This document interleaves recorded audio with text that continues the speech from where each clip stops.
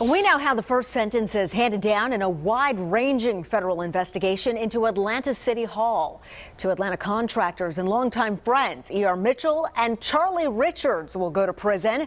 And senior I-Team reporter Dale Russell has been on top of the City Hall investigation story for months. He was in court for both sentencings. And Dale, we understand the judge handed down a maximum prison sentence against Mitchell. Okay. That's right, the maximum sentence for E.R. Mitchell, 5 years in prison. It was a little bit better for Charlie Richards. He's going to get 27 months. E.R. Mitchell admitted to paying over $1.1 million in bribes to get city contracts. Charlie Richards admitted to paying $193,000. That could explain the difference there. But Judge Steve Jones was not happy with either man, telling them both in separate hearings that they have shaken and weakened the foundation of government because they have damaged the trust and confidence that people have in the contracting process.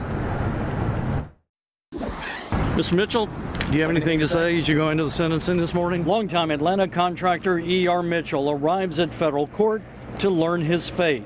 Soon after, federal judge Steve Jones sentenced Mitchell to the maximum 5 years in prison for his role in a money laundering and bribery conspiracy cash for contract scheme at Atlanta City Hall.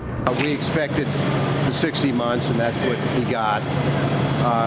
He wants to get on with his sentence, begin serving it, continue to cooperate, and then we'll be back. During the day, we learned Mitchell fully cooperated with the FBI, secretly wore a wire, and tape recorded a fellow contractor who was also charged in the case.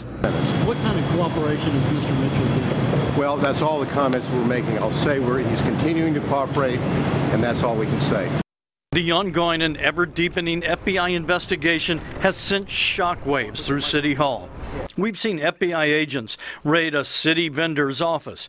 Jeff Jafari at the time was the vice president of a construction design firm, the Pratt Group. Well, was this raid about Pratt? I cannot tell you. A former city employee, Sean Barnes, stands accused of threatening E.R. Mitchell by throwing a brick through his front window and warning him to shut up. Even if he did what they say he did, he's still the little guy in this. In February, the FBI carted off a computer and phone belonging to then Chief Procurement Officer Adam Smith, who has since pled guilty to bribery conspiracy. This is a human tragedy. The second contractor to be charged, Charlie Richards, was sentenced in the afternoon. His attorney, Lynn Borsick, and six character witness argued that Richards spent countless hours in selfless devotion to his community through youth soccer in Tucker.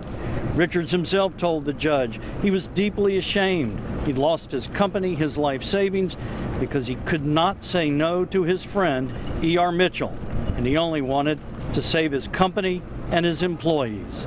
Charlie Richards is a really good man who's made a mistake. Now, both men are out on bond. They will begin serving their sentences later. They were also ordered to pay back restitution in the amount of $1.1 million, a little bit more for E.R. Mitchell, and $193,000 for Charlie Richards. So a devastating day for those two defendants, and it's clear, as they both told the judge, they have cooperated fully with the FBI and the U.S. Attorney's Office, that this investigation has a long way to go. Reporting live from the Richard Russell Building, Dale Russell, Fox 5 News.